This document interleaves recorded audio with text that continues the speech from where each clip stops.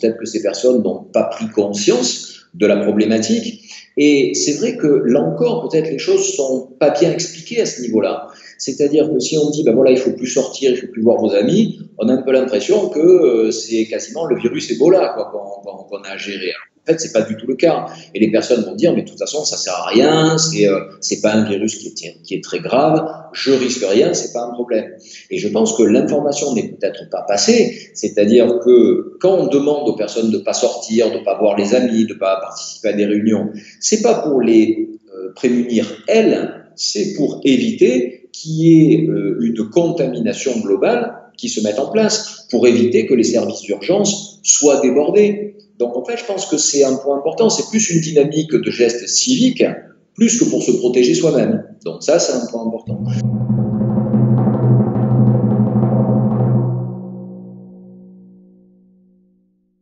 Il y a des personnes qui, pour le dire simplement, ne connectent pas. C'est-à-dire qu'en gros, elles vont dire, ben oui, je suis inquiet pour mes parents, pour ci, pour ça, mais à côté de ça, ça ne les gêne pas d'aller se mettre en contact avec des personnes potentiellement malades ou potentiellement contaminantes.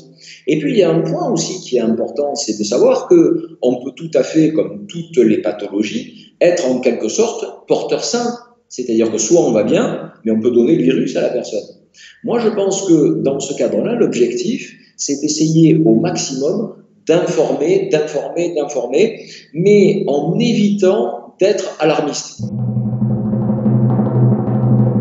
Là encore, il y a une notion d'impact émotionnel. C'est-à-dire que je discutais il n'y a pas longtemps avec un patient qui me disait « Mais moi, personne ne va m'empêcher d'aller voir ma mère en maison de retraite parce que la pauvre, elle est toute seule et si j'y vais pas, elle sera très mal. » Mais peut-être qu'en y allant, il va avoir une conduite qui peut mettre en danger sa mère.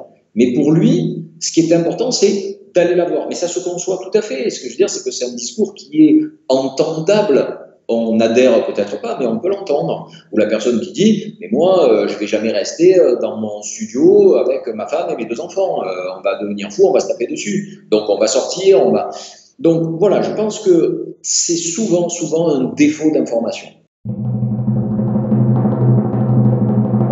Il y a aussi un déni qui se fait, qui est tout à fait naturel.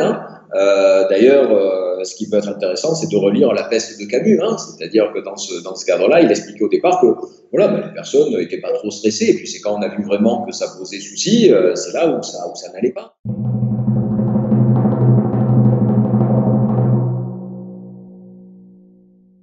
Après, de toute façon, quelles que soient les consignes que vous allez donner, vous allez systématiquement tomber sur des personnes qui vont faire complètement l'inverse. C'est des personnes qui ne supportent pas les règles, et si on dit il faut aller à droite, elles vont aller à gauche, systématiquement.